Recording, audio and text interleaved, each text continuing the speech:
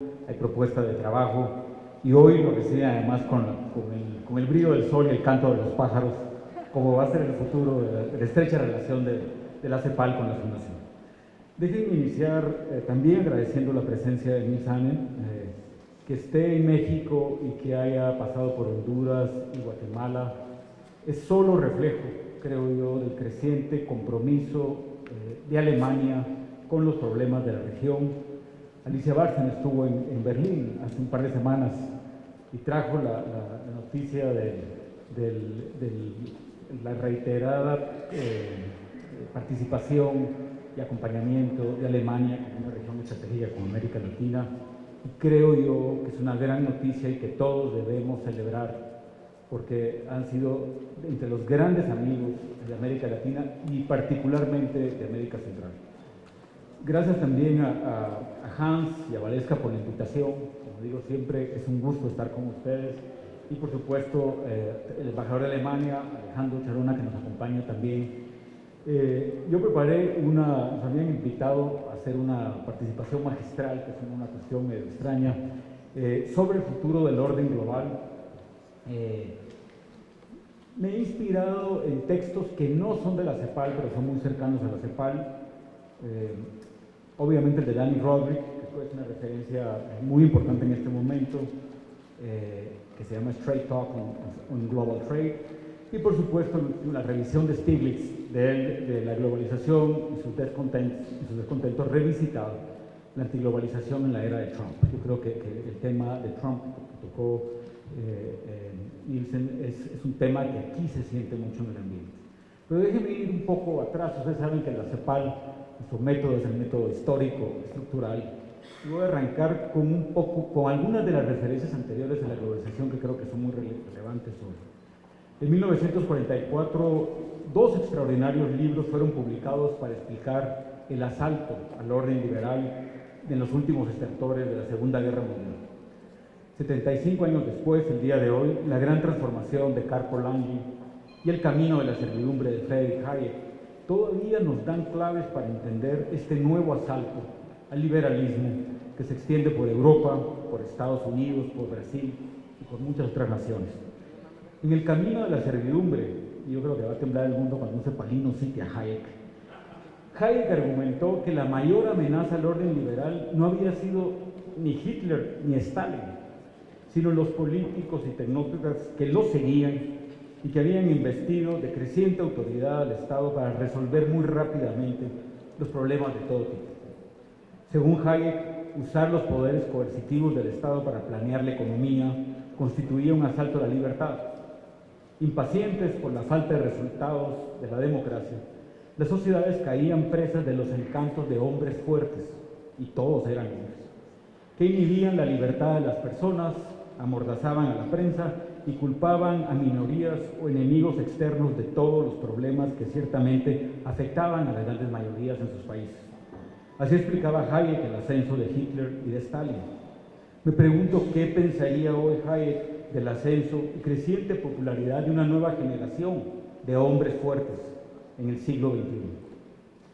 En la gran transformación, por otro lado, Polanyi explicaba el asalto al liberalismo de la posguerra, en las fallas de una idea utópica, en el proyecto de crear una economía de mercado autorregulada, y argumentaba que la idea de separar a los mercados de las instituciones sociales y del Estado requeriría necesariamente la transformación de la mano de obra y del capital en commodities, bienes transables como los minerales y los hidrocarburos que se podían comprar en cualquier lugar.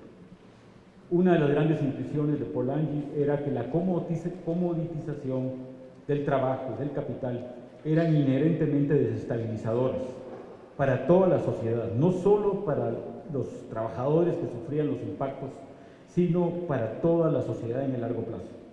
El empuje brutal del fundamentalismo del mercado autorregulado induciría eventualmente la resistencia de diversos sectores de las sociedades para proteger a la sociedad de los aspectos más dañinos del libre mercado no regulado.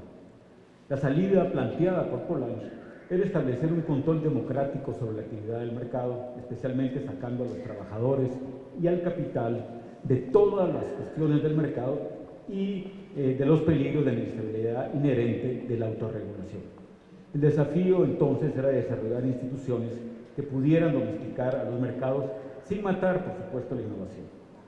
La expansión del estado de bienestar de la posguerra y el establecimiento de las instituciones de Bretton Woods, las grandes semillas de la globalización de esta época, reflejaron en buena medida las preocupaciones de Polanyi, también las de Keynes. En la gobernanza económica global salió el FMI, la Banca de Desarrollo Mundial, el GATT, y que creo yo permitió una expansión global sin precedentes. Los ataques de Reagan y Thatcher ya hace 40 años al sindicalismo, a la regulación de los mercados, a la propia fiscalidad y al estado de bienestar en los 80, intentaron de nuevo liberar a los mercados de toda intervención estatal y fueron tal vez los primeros síntomas del agotamiento de la gobernanza global de la posguerra. Lo que resultó fueron los antecedentes del tipo de globalización que hoy vivimos, y a eso quería llegar. Tras la caída del muro de Berlín, el auge del neoliberalismo impulsó una transformación abrupta, una desregulación radical para salvar a los países exsocialistas y a todos los del tercer mundo de la supuesta corrupción, mala administración, retraso tecnológico y escaso crecimiento que la economía planificada generaba. Solo una acelerada eliminación de las barreras a los flujos comerciales, según los neoliberales, y de capital, podrían restaurar el crecimiento y generar empleo en todos los países del mundo. La nueva economía política argumentaba que el Estado no era benevolente y que además era incapaz para arreglar las fallas del mercado. El auge de la globalización ciertamente expandió las oportunidades para los exportadores, para las grandes compañías multinacionales, para los inversionistas, la banca internacional y para las clases gerenciales y profesionales que podían tomar ventaja de los mercados globales ampliados. China ciertamente tuvo una masiva transformación de campesinos a trabajadores de manufactura para la exportación y con, por supuesto, masivas reducciones de pobreza. Pero la globalización consolidó brechas existentes entre el capital y el trabajo, entre los trabajadores calificados y los no calificados, entre los empleadores y sus empleados, entre las ciudades y el campo, y especialmente entre las élites y la gente ordinaria. La globalización devastó muchos países por las crisis financieras seguidas de severos ajustes y austeridad fiscal. Branko Milanovic lo documentó en su famosa gráfica del elefante. La distribución de ingresos de la globalización no alcanzaba a todos, sino se concentraba, por supuesto, en el 1% superior de la distribución global. Este tipo de globalización trastocó todos los contratos sociales nacionales ya establecidos. Obviamente no fue solo la globalización, los cambios tecnológicos, la erosión del poder laboral, la desindustrialización también han sido factores. Para inicios de este siglo era evidente que la promesa de rápido crecimiento y productividad del régimen neoliberal no había funcionado. Había fallado en muchísimos frentes. Por ejemplo, la productividad invariablemente había aumentado más rápido que los salarios de los trabajadores. La participación de los ingresos laborales en el PIB había caído para dar espacio a un aumento correspondiente en los ingresos del capital, en el PIB. O sea, la desigualdad funcional salía disparado. Lo que el régimen neoliberal se había logrado era la concentración de poder económico en pocas manos. Y la creciente concentración de poder económico en pocas manos venía de la mano de un creciente acceso al poder político, lo que la propia Universidad de Chicago ha llamado los círculos de Médici. La concentración de la riqueza conlleva concentración de acceso a la política, que a su vez cambia las reglas del juego para perpetuar el poder económico del poder político. Esta captura corporativista del Estado inclinó la cancha de tal forma que desplazó la negociación sindical, destruyó comunidades enteras, erosionó significativamente la base fiscal del Estado para hacer frente a los propios desafíos de la globalización. El ataque al mundo laboral no fue algo colateral. Los acólitos del fundamentalismo de mercado empujaron la rentabilidad de capital sobre el trabajo. La mano de obra se convirtió en un commodity como lo había anticipado Polanyi 75 años antes. Hoy la mano de obra se compra en el lugar más barato, al igual que los minerales o el petróleo, sin importar las consecuencias en cohesión social o en estabilidad política de los países de destino, pero también en los países de origen. Y es lo que está pasando en Estados Unidos.